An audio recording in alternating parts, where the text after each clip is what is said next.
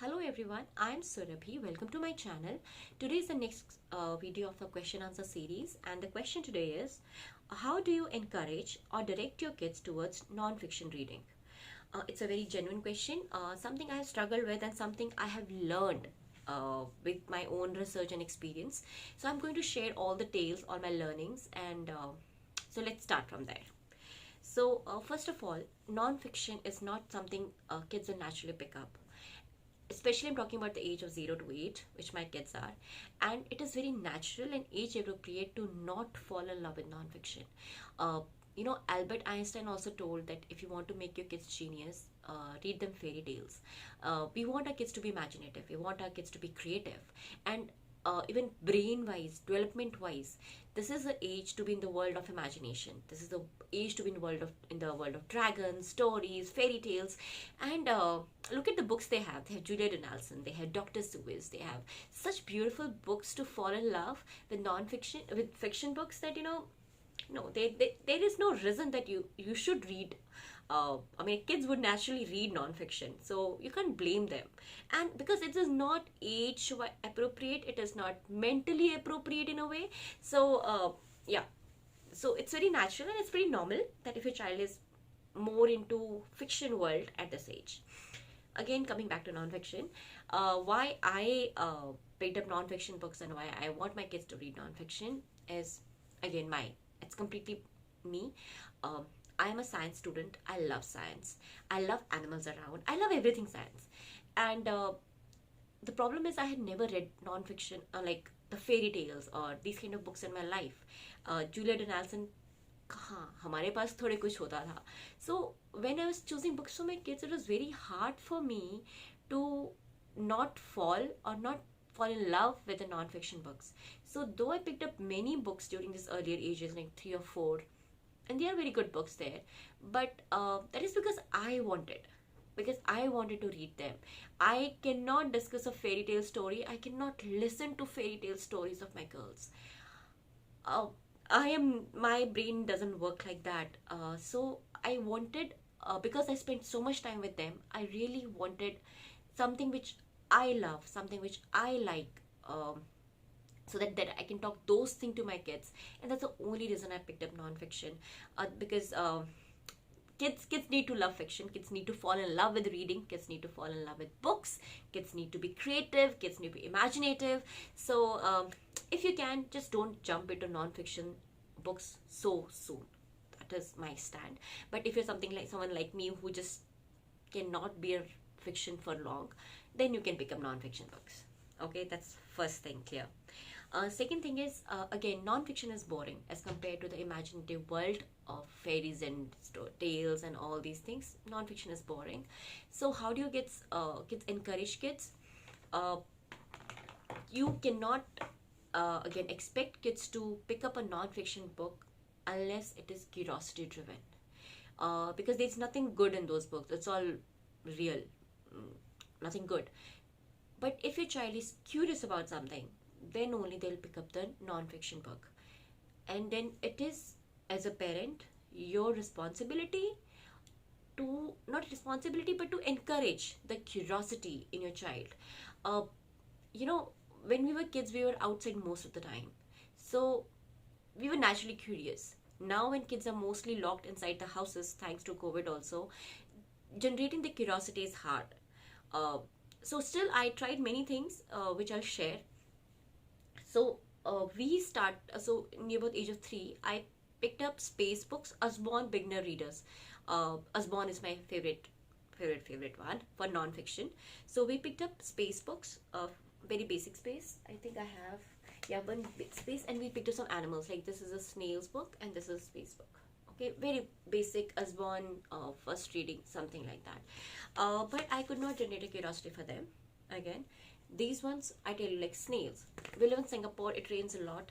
We have so many snails around, and I don't like snails. But whenever I'll see snails, I will just sit and observe them. And because I sit and observe, my kids will come and sit with me, and they will like, oh, that snail, this is a feet. And because I already got the book first, okay? I already got the book first. I had read it. I knew what I'm trying to do. And then I go, see, look at the snail. You see it has a shell. So when my kids were really into it, and then I started read aloud. And these are like 2 minutes read aloud. They're very, very short, very basic books. So if I'm doing 3 Julia Donaldson books, I will do 1 snails book too. I'll do this one also, but this was rejected. But I'm telling, that is the way I generated the curiosity for like snails or insects or dragonflies, ants, whatever I see around, just sit and see, that's an ant. You see how many legs it has and all. You just keep talking. You have to generate the curiosity for that world in your kids. If your kids are out all the time, you don't have to do it. But no, they are not. So I manually, intentionally did those all activities where they got interested. So that is the first step. You have to, and again, second thing we did was going to zoo. Like when my kids were little, we were in zoo 3 or 4 times a month. I know that's too much, but then they got interested in animals. And when you go to zoo, talking about each animal, reading there's so much information written on the boards. I will stand and read. Basically, I had to show my kids that I am interested in it. I know a lot about things. And then my kids will look, oh, mama is doing something. So, maybe what she's doing is something good. That way. So you have to yourself get interested in the thing which you want your child to get interested in, non-naturally. Naturally, they'll be only in fairy tale world. So yeah, I did all that. So that is one thing, generating the curiosity. Second, picking up the books. Now again, referring to fiction books are beautiful. They are imaginative. They are the things which you don't see in real world. Like they are dragons. My girls love dragons. My girls love fairies, witches, princesses, which you don't see around usually. So when you're picking a non-fiction book, it has to be simple. Obviously, it should be a short read aloud. It should be beautiful. And it should have a surprise element, which is not there in the other books. So I'll give you an example. And on these areas, I've done many mistakes. I've picked up many books which are not like that. But today I'm showing the books which really have captured, even my little one who is like, doesn't read at all. Even those books have captured her attention, being non-fiction even. So, for example, I'm showing this one. This one, what is it's a insect hunt, so she doesn't read anything like that. No.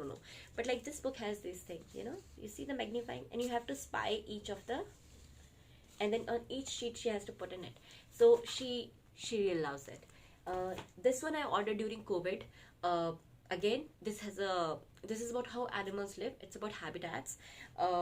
It has pop-ups. So that's what pop-up books are really successful. Like if you see this book, it's about habitats. She's not going to read through it. But if I tell her that, get me a science book for read aloud, she'll go and get this one to me because she loves opening it. And, this the element of beauty, the element of surprise. And one book which I already shared in one of the reviews was like this ocean book. This is again very beautiful. But this is a little like for the older age, but like this. There's also very beautiful books.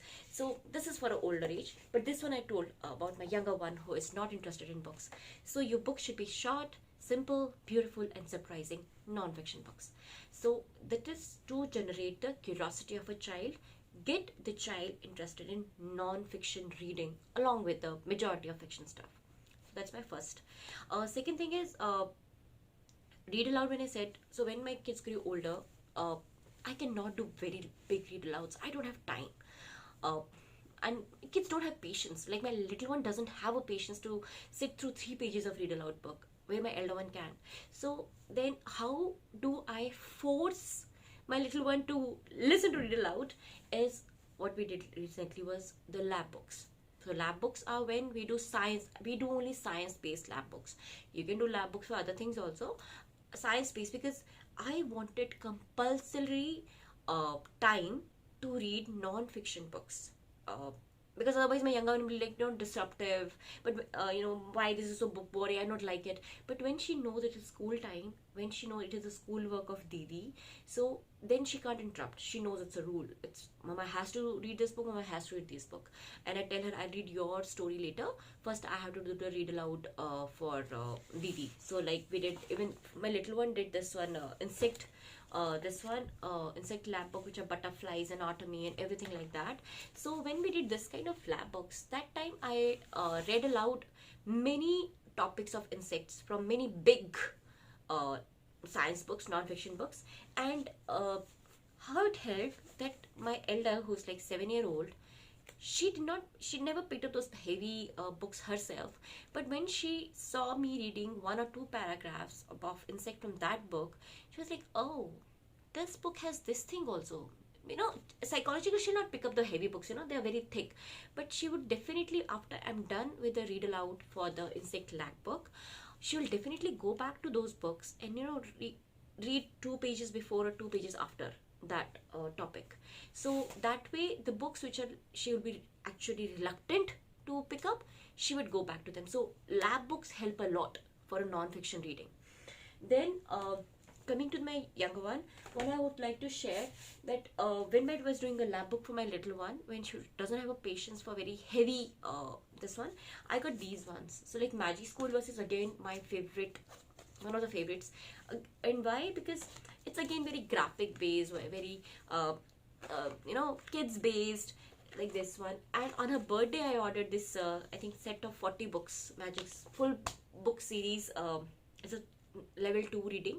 She doesn't read, but because it is all picture based, it's all imaginative based, that a bus becomes anything, sometimes a butterfly, sometimes a cloud, sometimes a spider, and it has stories. So that's what I'm telling, the books play a very important role for a child to fall in love with the non-fiction books. You cannot just pick up a non-fiction because I recommended or someone else recommended if your child doesn't fall in love with it. So my little one loves these one, and my elder one, she reads what she feels is good enough, and that I have to show it is good enough, and that too by me doing read aloud of heavy books. But these ones are like every child.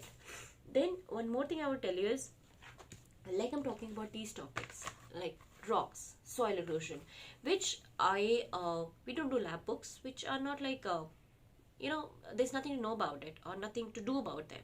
But again, when we go out, when we travel, we ask, just by walking we ask questions. Science is mostly done in our life. We are walking towards metro station and I tell what do you think are the benefits of tree, what do you think, why should we grow trees? And then I talk about that they give us oxygen, they hold the roots tightly, they do not let the water slip away, and there's no erosion. Then they ask me, Mama, what is erosion, what you're talking about? And that's what I got this book recently, and just to cover the topic of erosion, that what is erosion, there's wind erosion, ice erosion. They will not read it, but I will do a read aloud to them again with three fiction books. I read one read aloud, but again the curiosity is already there. It's not that I introduce the topic of erosion, they know what is erosion. I already talked about them while we were walking to the MRT and we watched the trees and roots. And then again, it has to be a curiosity driven approach towards non-fiction books, else they'll not retain it and they'll start bugging you like, what are you reading? So you talk about things, you show things first, you show insect, you show animals, you show the trees, you talk about them, then you pick up a non-fiction book as a read aloud, and then you can expect that your child will pick up the book himself to read it. Does it make sense? So that's all I do. So apart from that, you can try some podcast. My kids don't like, they still love non-story, but like Wow is a podcast for science-based. This one, try whatever works for you. One more thing before I forget. We have some, this started 2 weeks back, so I'm not sure how long it will go, but like this is a sticker based book. I got a sticker based book. That's not the point. Point is, like for my younger one, we do sticker activity from last 2 weeks, that every day she reads a book. When she reads for 1 week, when she's done with the like this, when she's done with a full week of books, she get one sticker. And though my kids have outgrown the sticker zone, but it is working as of now, maybe after a long break after COVID.